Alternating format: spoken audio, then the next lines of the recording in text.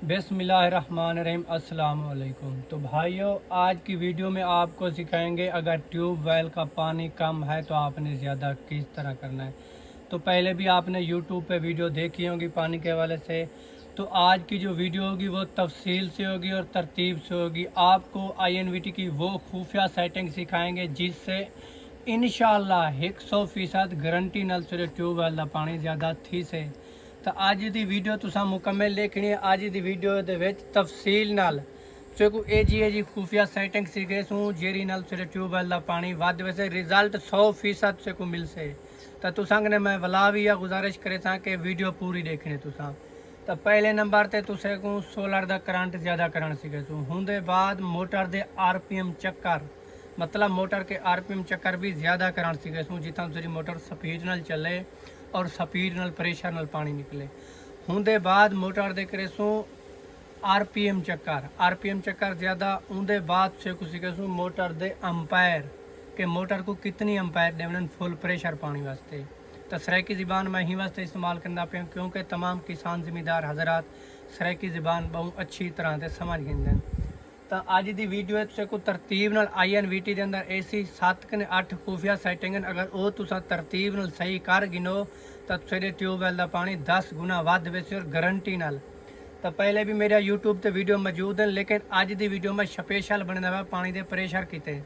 तो अज की वीडियो से को इतनी इंडिया खुफिया सेटिंग शेयर करे सूँ और प्रैक्टिकल सीखे सूँ जेरी नाल करन दे बाद सिरे ट्यूबवेल का पानी 100% मैं गारंटी ना लादा पाया पूरे चैलेंज ना लादा पाया कि पानी वध वैसे।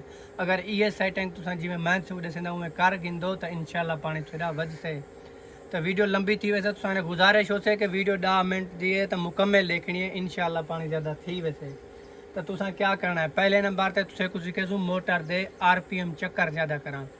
दूजे नंबर पर तुसे कुछ सीखे सूँ फ्रीक्वेंसी HZ 50 HZ तो 60 HZ करा क्योंकि ज़्यादा स्पीड से मोटर चल से तो बाद पानी ज़्यादा निकल से। बाज़ों का फिर ट्यूबवेल की फ्रीक्वेंसी 35 या 40 या 45 से वहीं रोक वेंदी है उत्ते 50 या 60 से क्यों नहीं वेंदी। तो ये चीज़ अहम से सीखे सूँ क्योंकि फ्रीक्वेंसी उत्ते वैसे तो पानी बद से ना और मोटर दे RPM चक्कर मोटर पूरे चक्कर घूम से तो पानी ज़्यादा निकल से भाईजान। और अहम होंगे मोटर दे अंपायर जे अंपायर तो सही सेट करे सो तो वल मोटर थोड़ी लोड ही उठे से पानी ज़्यादा कढे से।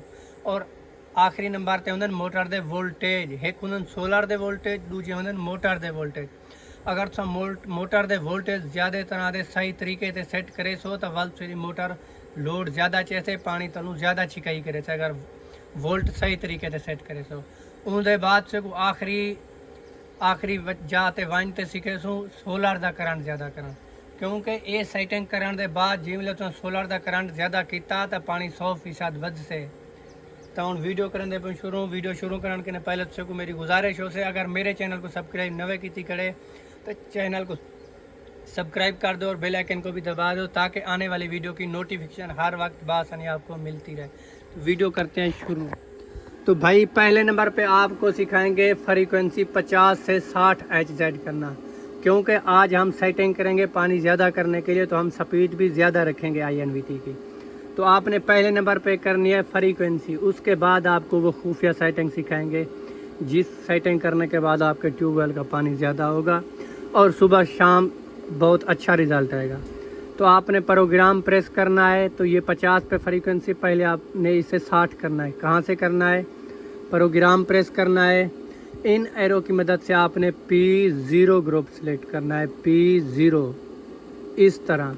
फिर आपने डेटा करना है P00 आएगा तो आपने चले जाना है P0.03 नंबर में इन वन तो तुसा करे सो डेटा तो ये सेटिंग 50 HZ इनको तुसा 60 करना है शिफ्ट की मदद नाल वाला तुसा डेटा करे सो P0.04 दे विच तुसा वेसो वाला डेटा करे सो इत्थां भी तुसा 60 HZ फ्रीक्वेंसी सेट करनी है वाला डेटा करे सो P00.5 को छोड़ दे सो तुसा लगे वेसो P0.06 उत्था वन तुसा डेटा करे सो इत्थां भी तुसा 60 HZ करे सो मतलब इन्हें त्रई सेटिंग दे विच 60 HZ कर डेटा करे सो वल तुसा प्रोग्राम कने बाहर आवे सो वल तेरी फ्रीक्वेंसी 60 HZ ते सेट थी वैसे पहले 50 ते आई हुण 60 ते सी गए।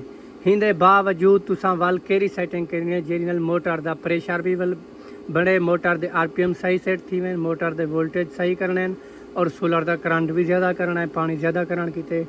तो तुसा दूजे नंबर पर हुण सेटिंग करनी है P2 ग्रुप की।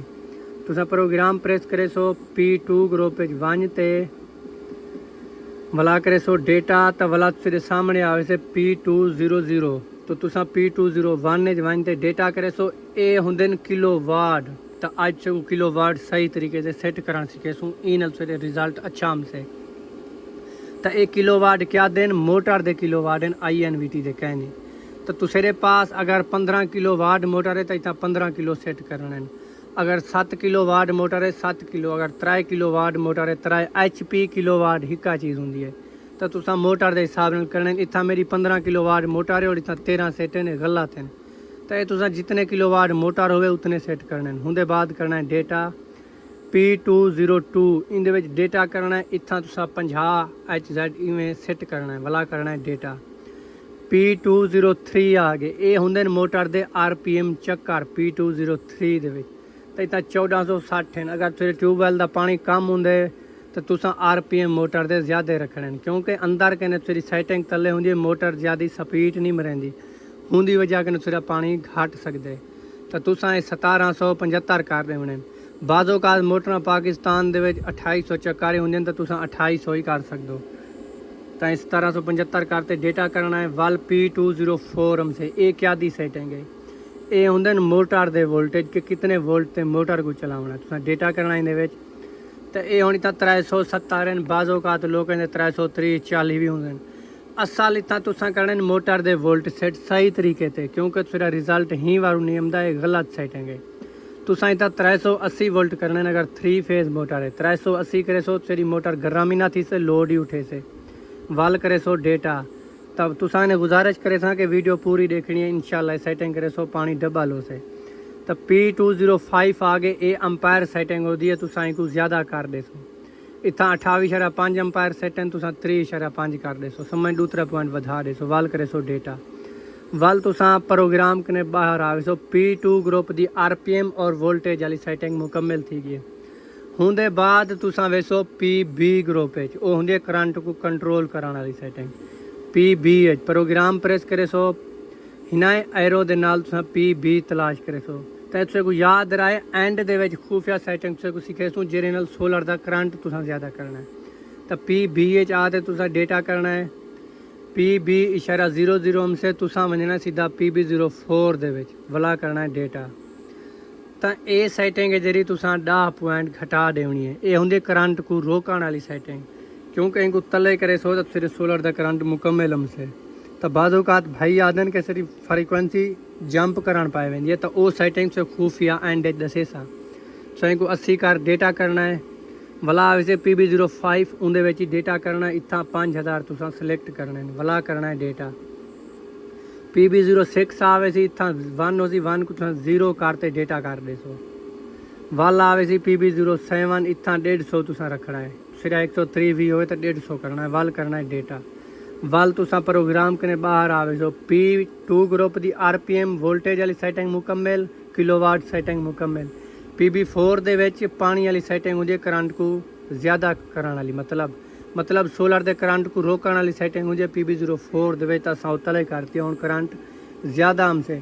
उनके बाद आखिरी नंबर पर तुसा केरी खुफिया सेटिंग करनी है जितों तेरे सोलर का करंट ज़्यादा थी से। तो तुसा प्रोग्राम प्रेस करे सो PE ग्रुप वेसो। PE ग्रुप की तुसा सही सेटिंग कर ली तो इंशाल्लाह तेरा पानी ज़्यादा थी वैसे। PE तुसा डेटा करे सो PE00 हमसे वाल भी तुसा डेटा करे सो। शिफ्ट की मदद नाल इतना 40721 पासवर्ड ले सो 40721 वाला 40721 सही तरह के पासवर्ड ला तो तुसा करे सो डेटा। PE01 हमसे 1 दे विच क्या सेटिंग होंगी, इतना होंगे शार्ट सर्किट की सेटिंग। तुसा डेटा करे सो 00 इतना होसन, तुसा इतना 00 रखना है, क्योंकि अगर INVT शार्ट भी थी तो 0 सेकंड ट्रिप कर वने वाला करे सो डेटा। PE02 ये होंगी अहम सेटिंग इन्वेटर की। तो इन क्या होंगे, इन 0876 ही तरह की सेटिंग होती है।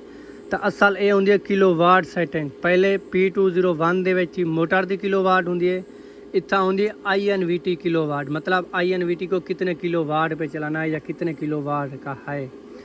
तो ये 8 है, तो मैं आगे PE03 में आपको किलोवाट चेक करता हूँ। इधर 15 किलोवाट INVT बता रहा है कि ये 15 किलोवाट पे सेट है। अगर आपके पास 15-18 किलोवाट का INVT हो तो PE03 में उतने INVT बताए। अगर इधर कम किलोवाट बता रहा है तो आपने PE02 में जाके इस 8 है 8 को 9 करोगे तो किलोवाट ज़्यादा होंगे, अगर 7 करोगे तो किलोवाट कम होंगे। तो इस तरह मैंने ऊपर किया तो अभी ये 18 किलोवाट शो कर रहा है। तो ये किलोवाट आपने INVT के हिसाब से सेट करना है, फिर करना है डेटा। फिर PE04 आएगा, इतना 1780 वोल्ट करे सो वाल करे सो डेटा। तो वाल फिर सामने आवे सी PE05 तो तुसा वजना है PE7 की सेटिंग दे वाल करे सो डेटा। तो ये ओ सेटिंग होंगी है वोल्ट दी, मतलब ये सेटिंग ज़्यादा करने नाल फिर करंट सही एवरेज भी से वध से भी सही, क्योंकि अगर ही को तले करेंगे तो ये सोलर का करंट रोकने वाली सेटिंग होंगी है। तो तुसा ही को उत्ते करना है, नीवे ते करना है 900 ते, मतलब ये वोल्ट सेटिंग है। 900 का डेटा करे सो वालम से PE08। तो ये सेटिंग INVT खुद करेंगे, तुसा वैसो पे अहम आखिरी टॉप ते PE10 नंबर है, इतना वन तुसा डेटा करे सो। तो ये सेटिंग ओरिजिनल इतना 100 ते होंगी है, तुसेडी चाहे 100 ते होवे, 90 ते होवे या 110 ते या 120 ते होवे। तुसा शिफ्ट नाल को 20 पॉइंट ज़्यादा करना है, 20 या 30 पॉइंट ज़्यादा करना है तुसा शिफ्ट नाल, क्योंकि ये ज़्यादा करने नाल फिर सोलर का करंट वध से वोल्टेज भी वध से सोलर ते। तो तुसा को 130 करना है, अगर 130 है तो 160 करना है, 30 पॉइंट ज़्यादा करना है, वाल करे सो डेटा। PE11 आवे से ये सब कने खुफिया सेटिंग ये होंगी मोटर दे लोड उठाने वाली। तो इनके डेटा करे 100 से ओरिजिनल, अगर ये 100 से थोड़ी मोटर मुंझते चल से लोड ना उठे से सही तरीके, तो तुसा क्या करना है, इनको तले करना है 60 या 70 ते कर देना है, वाल करे सो डेटा वाल प्रोग्राम के बाहर आवे सो। तो ये होंगी है INVT की करंट ज़्यादा करने वाली किलोवाट सेटिंग, सोलर का करंट ज़्यादा करने वाली। उम्मीद करें आप सबको वीडियो अच्छी लगी हो। अगर वीडियो अच्छी लगी है तो वीडियो को लाइक करो, कमेंट करो और दोस्तों के पास भी शेयर करो, और ताकि आने वाली वीडियो की नोटिफिकेशन भी हर वक्त आपको और आपके दोस्तों को मिलती रहे। तो मैं शाम 6 बजे रोज़ वीडियो अपलोड करता हूँ। मिलते हैं शाम 6 बजे यूट्यूब पे। अल्लाह हाफिज़।